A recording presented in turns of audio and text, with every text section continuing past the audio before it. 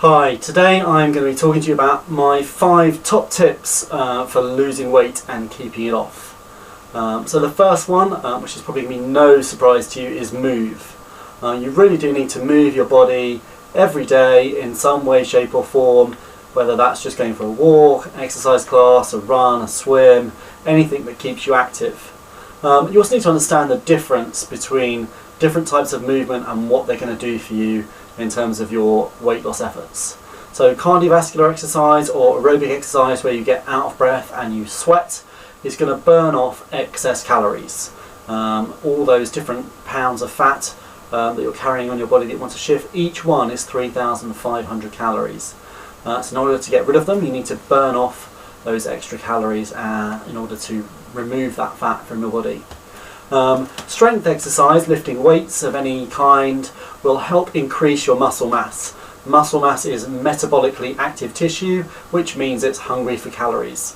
So the more muscle mass you have on your body, the more tone, then the more calories your body will burn off every day without even having to get out of bed or get off the couch. And also when you're exercising, the calorie burn you have for each minute or hour of exercise you do will be higher. So they're both really important, but it's also important to know the difference between the two. The next one is decrease the amount of carbohydrates or sugars that you eat in your diet. There's been such an overemphasis on fat being bad and evil in weight loss programs, diets. Actually, in my honest opinion, sugar is more of an enemy than fat. So if you can really cut down the amount of carbohydrate in your diet, you will lose weight faster and you'll find it much easier to keep it off. That means cutting down or cutting out things like bread, pasta, potatoes, sweets, cakes, anything with sugar in it, rice. And if you are having things like rice and carbs, then try and go for the whole grain or whole wheat versions rather than the white and processed versions. Really important one next, manage your environment. Don't have the things that you shouldn't be eating, don't want to be eating, like the carbs and the biscuits and the cakes and the rice and the pasta, in the house. If you're like me, if it's in the house, it gets eaten. So just don't have it in the house. That way, there's no need to avoid temptation. It's not even there.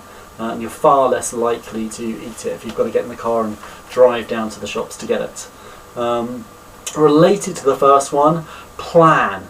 Really plan what you're going to eat for the next few days, a week, whatever kind of time periods work for you, and make sure that you've gone out and you've bought the things you need for those meals, so you don't kind of get caught out and suddenly there's no food in, or you can't have what you were going to have and you end up kind of going for a less healthy option, or going down to the takeaway or something like that. And the last one is visualize yourself how you want to be. One of the actually most important things in terms of losing weight and keeping it off is your psychology around it and your emotional relationship with food. A lot of people know who they are in their current size and weights. They may not like it, but it's who they know right now, and that can get in the way of losing weight, because being a thin person is what they want, but also it's the unknown. So really start to visualize yourself as a thin person or thinner person, the shape of body that you want to get to, and visualize what your life is like in a really positive way, so that you build up a strong relationship with that to try and counteract some of the sort of self-sabotage that can happen around it being a foreign thing to have the body that you are actually going for. So that's all from me for today. Lots more to come soon. Thank you for watching. Bye for now.